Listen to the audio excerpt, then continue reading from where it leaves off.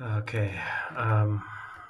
Really not sure what the hell I'm doing here, but I'm trying again.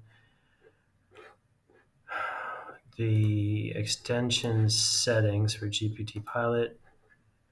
Extension settings are here.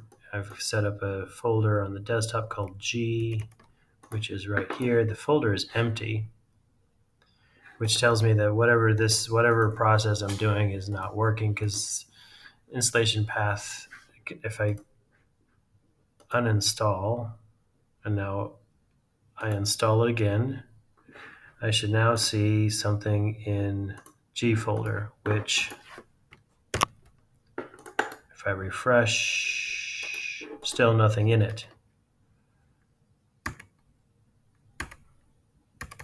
And this doesn't give me a timestamp, so that's not going to help.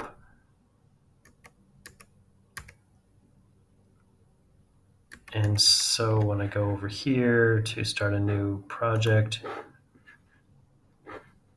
let's open up the help and developer tools. And we open, go to settings, and it dies. And there's still nothing in the G folder. So I'm not quite sure what I'm supposed to do here. Thanks, Josh, for your help.